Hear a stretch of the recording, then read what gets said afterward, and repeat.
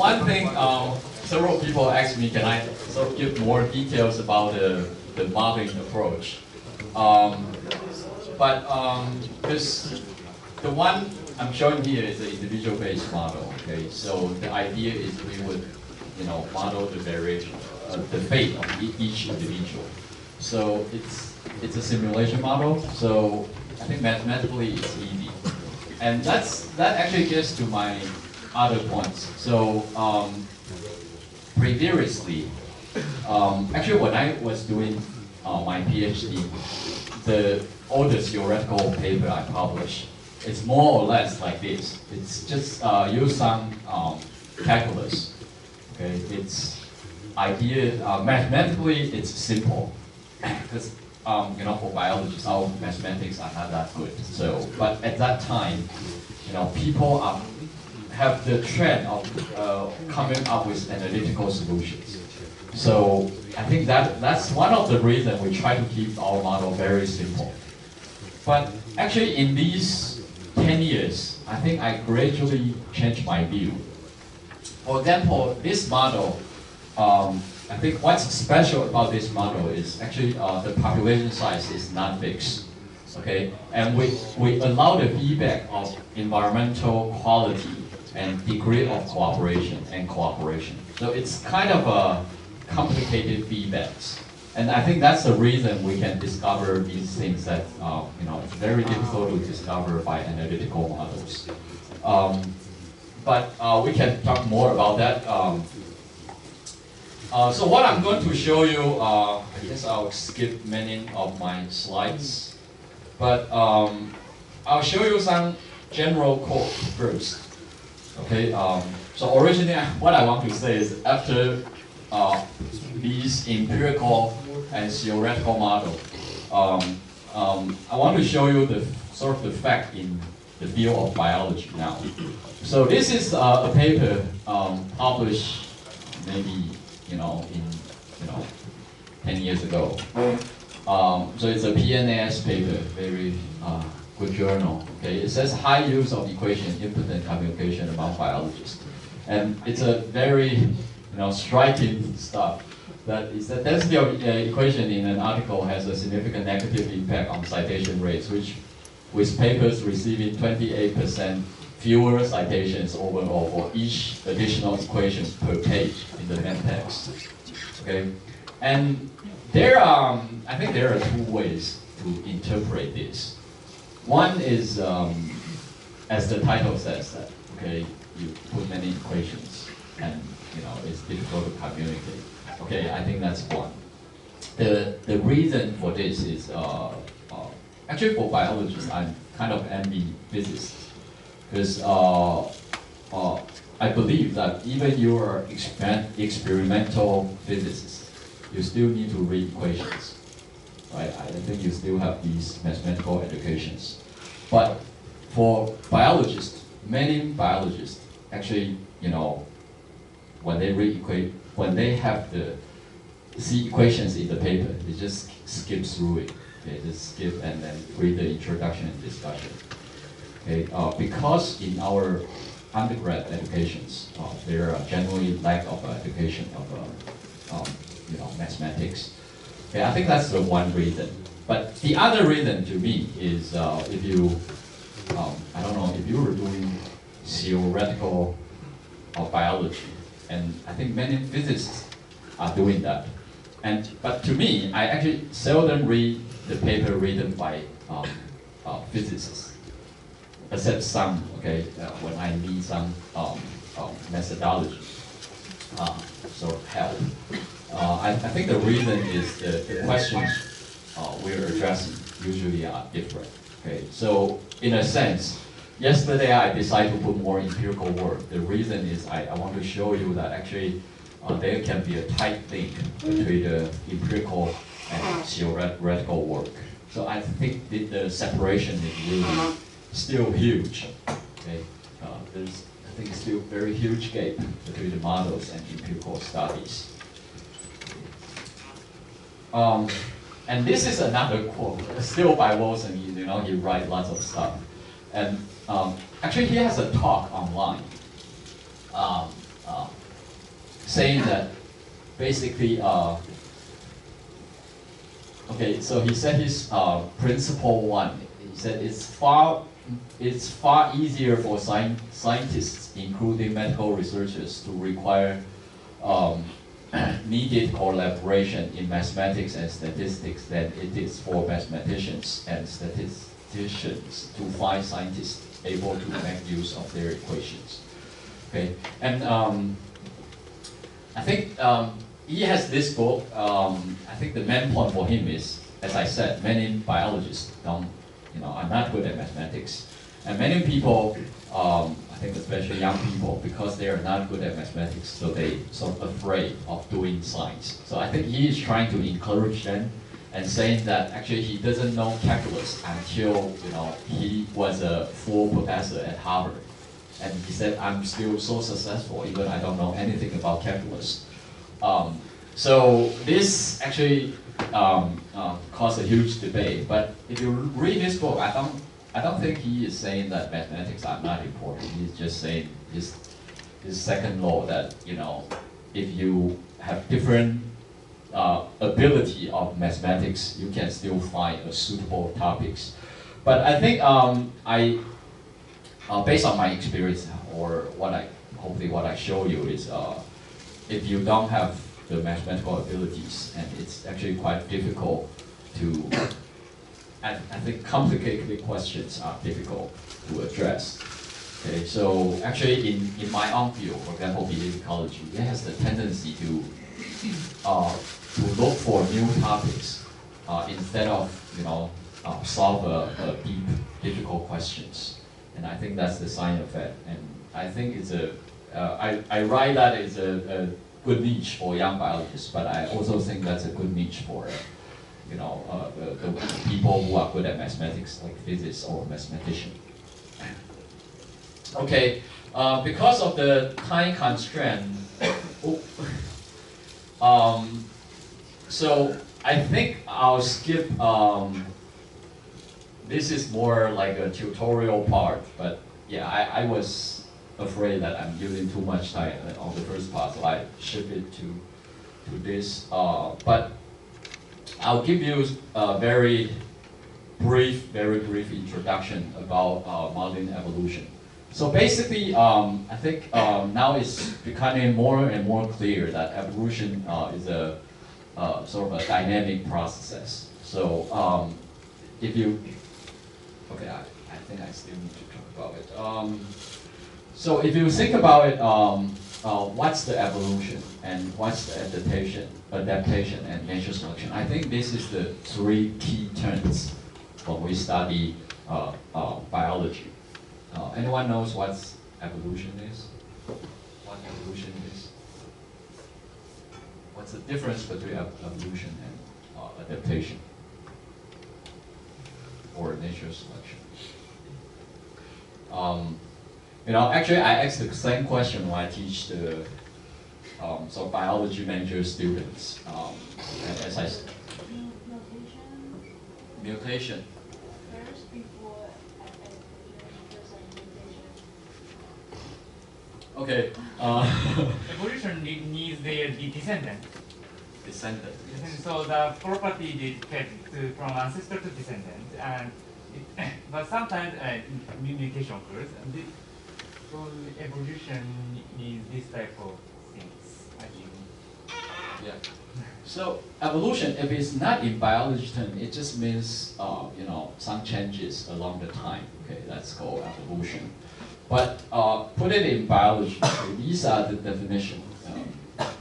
So evolution, actually, there are several ways to define, but the easy one is gene frequency changes in a population.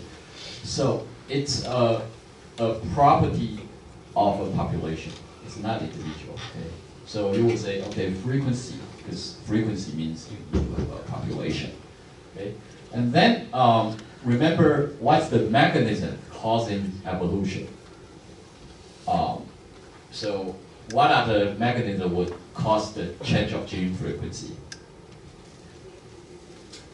The most famous one is the nature selection, right?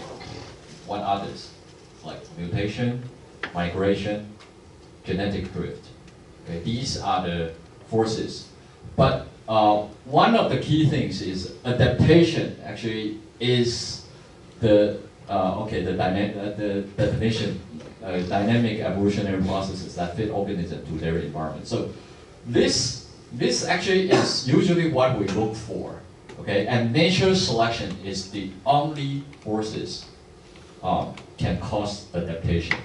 So in other words, when we do mathematical models, when we use the optimality method to solve the question, we are actually assuming that it's nature selection, okay, and it has enough time to act to generate adaptations, okay. And then many people will start to say, okay, it's not always optimal. But the key is the only way to study whether it's optimal or not is use the optimality method, okay. But of course, you can include many dynamics in there. So the model actually I described previously mostly just use the simple optimality model. Okay, but there are non-adaptive forces. Okay, so there are other forces that lead to the case that you don't see everything in biology or organism are optimal. Okay, for example, one key thing is the gene flow, meaning that okay, I'll just describe quickly. So if you imagine that you drive up the mountain, the Hehuan mountain, okay, it's a huge environmental gradient. And if you think about adaptation, which part they should adapt? Okay, if they belong to the same gene pool, then it's difficult to adapt to every microenvironment. Okay, that's called swamping effect. So usually what you will see is actually, in our beetles, actually it's quite clear. It's in the middle. Okay, it has the best environment. So they produce lots of offspring and it's spread, dispersed to the nearby environment. Okay, so that actually prevents the adaptation to the marginal habitat. And actually that's one of the reasons every organism has a distribution limit. Okay, if you don't have this effect, then they can actually just keep adapting to different environments. Okay, so that's actually quite important. And in fact, in this era of genomic studies, it can actually reveal many details on this. Okay, I'll because of the time constraint, I'll skip to the last part of my talk. Okay. It's about Question. yeah. So does your adaptation includes, for example, migration to other places to avoid natural selection? You mean does adaptation include the dispersal to other vacant or other habitats so that the selection pressure will be smaller? I think it's right to say that organisms will disperse to avoid competition. It's because but selection actually it always acts.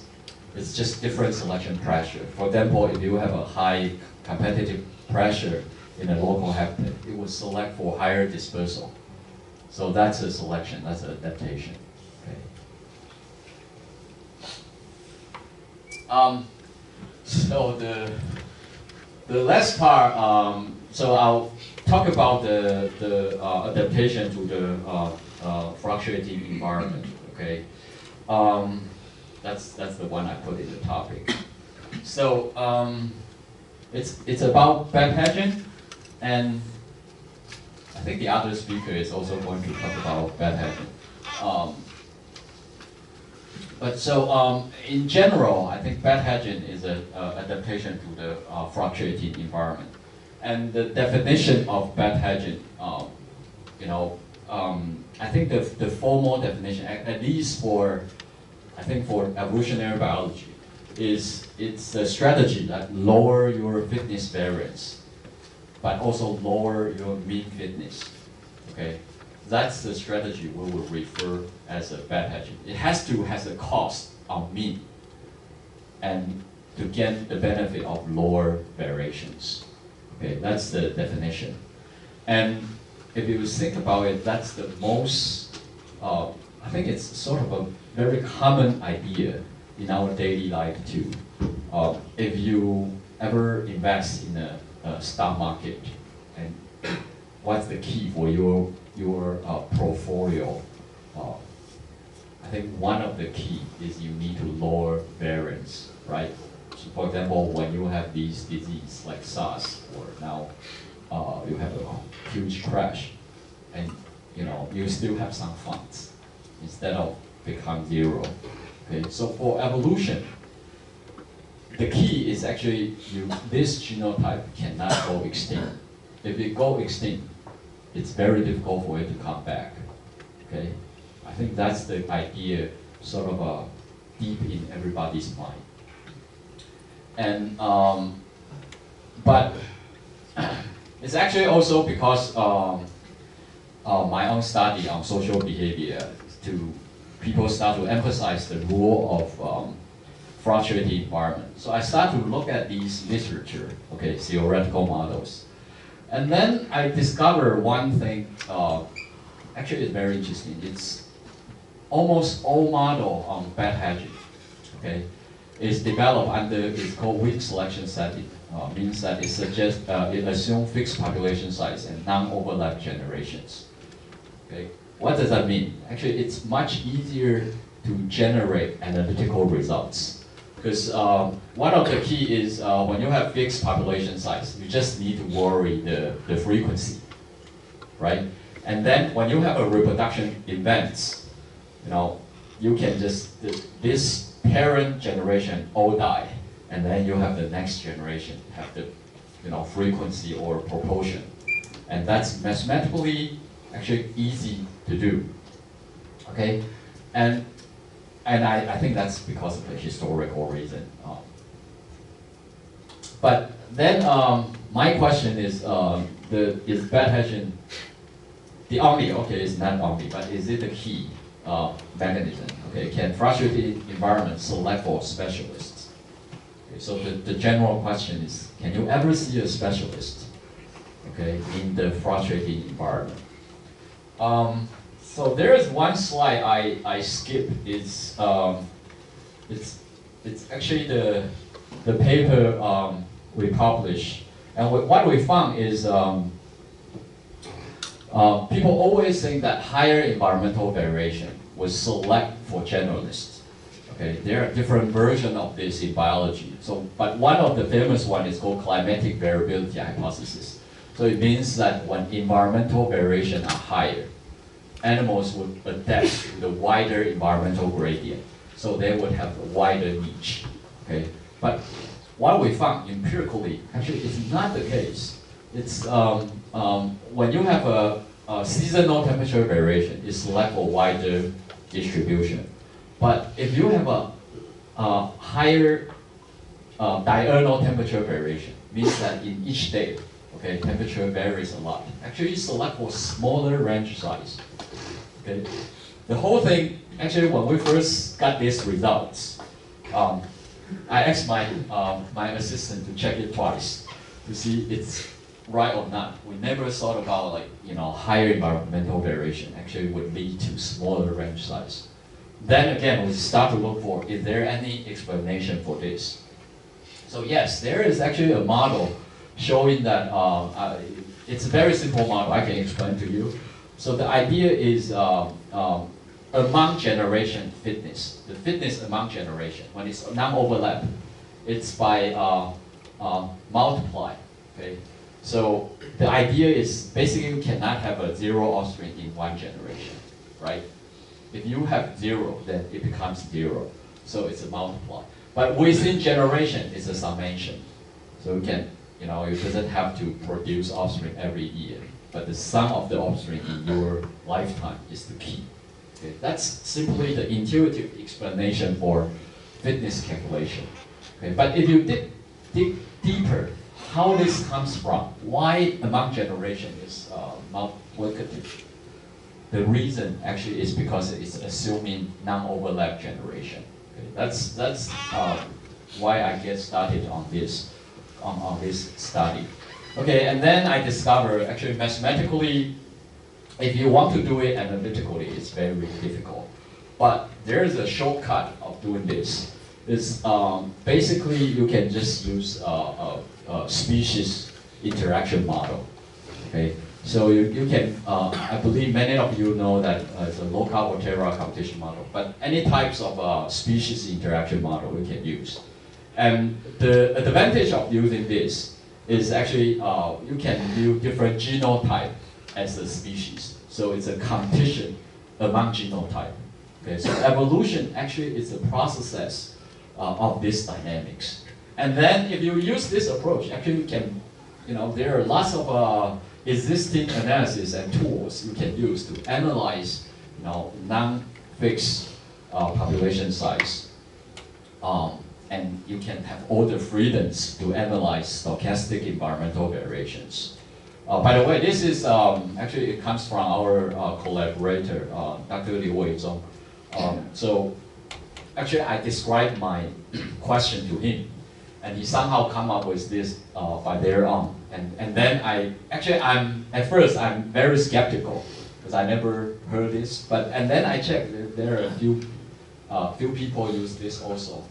But I think conceptually it's just like this. So now you can have a tool to study, how the environmental fluctuation influence evolution, and it's called strong selection. Means that population is not always steady. And now when I look at these other papers, you will see the irony of modeling fluctuating environment because they assume population size is steady. It's only the frequency of different genotypes varies. Okay, I think that's extremely unrealistic assumptions. Okay, so with this, actually we can have, for example, we can have a specialist strategy and generalist strategy. And described by this. This is a generalist strategy. This is a specialist strategy. And you just let these two strategies compete. Okay, and you give them different environmental settings. Okay, this is the environmental condition. This is their growth rate, per capita growth rate. Okay, what we did is we just put different types of environments. For example, we can increase the short-term variation, and this is the long-term variation. We just put different patterns of environment. You can even put empirical environments in this because it has the freedom. And we just use the simple Fourier transformation to show that you can manipulate short-term, long-term variations. Then, okay, I think that's the idea. Is the setting clear? So basically, we have a fitness function. It's a generalist or specialist, and then we just give them different environmental conditions to see how they perform. And the key is they compete against each other. Okay. And then I'll skip to the end. Okay, it's just quickly. So now you can see that variation, okay, with impotence specialization means that it promotes generalization. So in many cases, actually, you have a short-term variation. You will lead to, let's see. Okay, this is just the manipulation of environments. Yeah, it can. Let me put it to the end. This is a generalized results. So basically, long-term variation, okay, specialized are common in continuous population dynamics. Okay, this is the specialists excluding generalists. Okay, this is long-term variation, and this is short-term variation. And you can see specialists can actually exclude generalists when environments, when long-term environments are short and the short-term environment are short. That's sort of intuitive, right? In this stable environment, by definition, the specialist will win. But when you gradually goes to, for example, polymorphism, okay, when you have very high, this is long term, okay, this is short term. When you have very high short term environmental variation, actually specialists can coexist with the generalists. Okay, so it's not always variations would select for the generalist. The key reason is this. You can just look at this. Okay, when there is when mean is here, you see when mean condition is here. When you have variations, when you have large variation, actually it's not good for the specialist. Okay, because when it's stable, it's always the specialist would win because it's it's specialized in this condition. But what's interesting is when it gets to the mean condition, when it moves away from the specialist, then for example here, if it's a stable environment, the specialist never win. But if you have some variation, actually it sometimes can get in the optimal condition for the specialist. So you can see here, it actually will select for the specialist.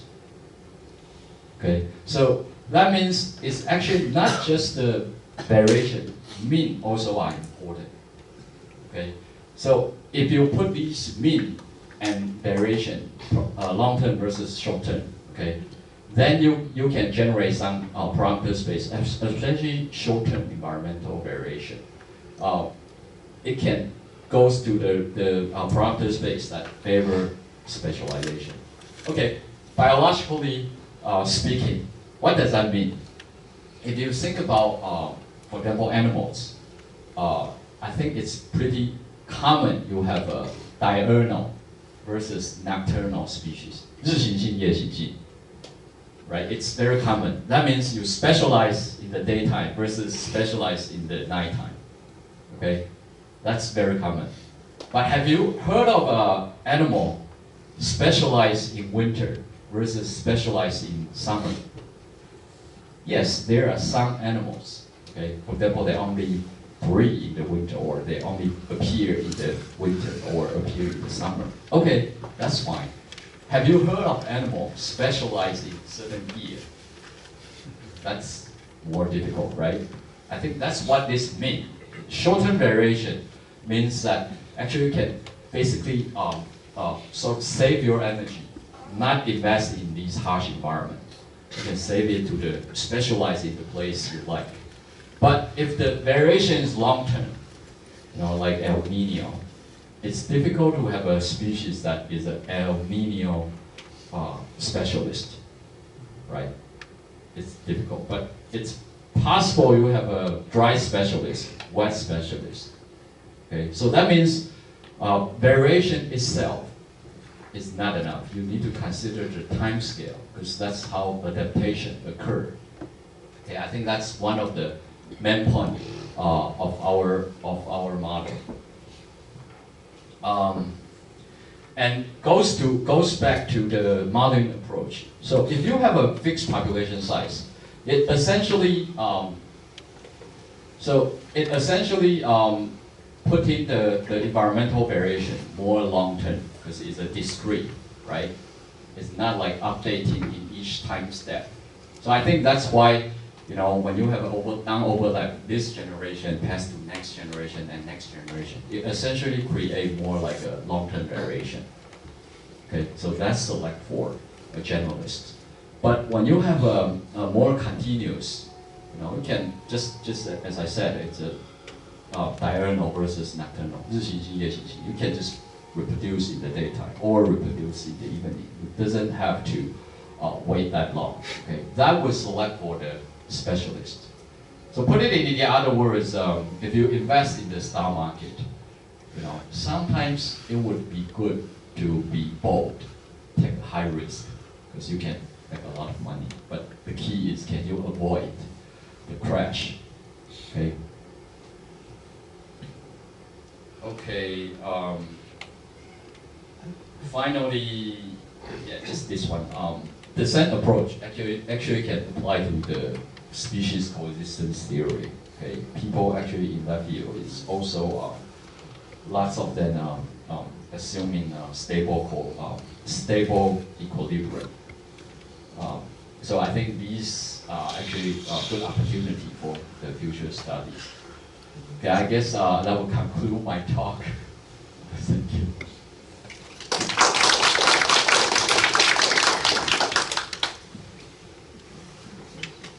Any questions?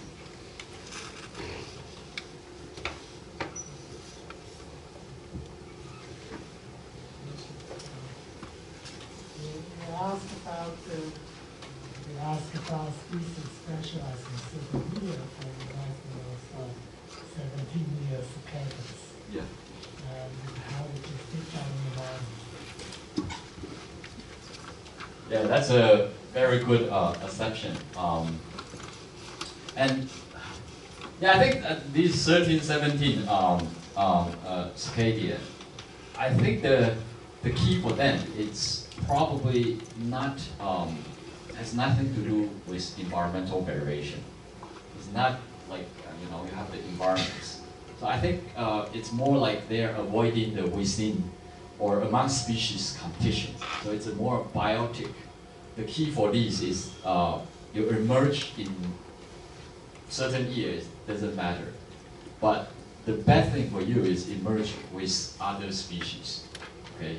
So I think that's the reason it has this weird 13, 17 year cycle. Any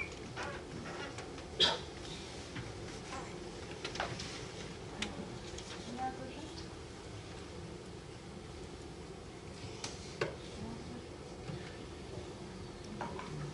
So, actually, in your model, can you trade the spatial risk and how the change change information?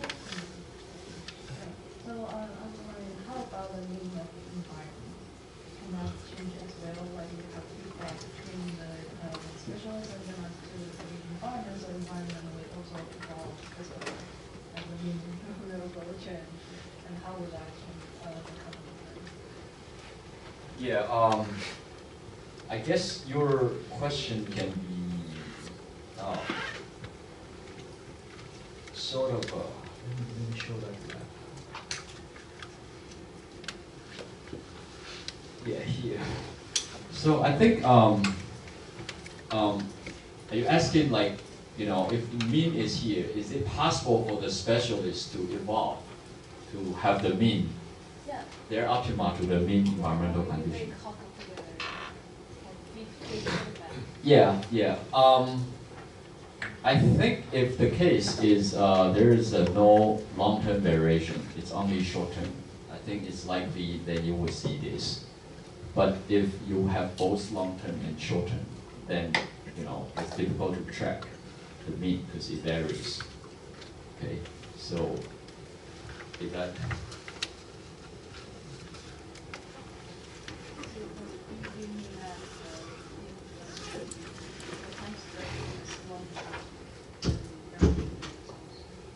Yeah, if you were long-term also change, you need to track both. Yeah, and I think that's difficult. Do you have some spatial variation for the environment? And how would that change? Yeah, she's asking the spatial variation.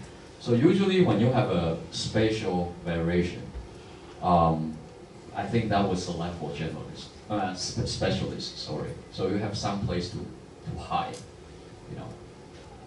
For example, you have good and bad, and you know, I think that's the spatial variation is actually the way that people generate specialists, or it would always be generalists based on their approaches. Any other questions? So that's thank you for the share.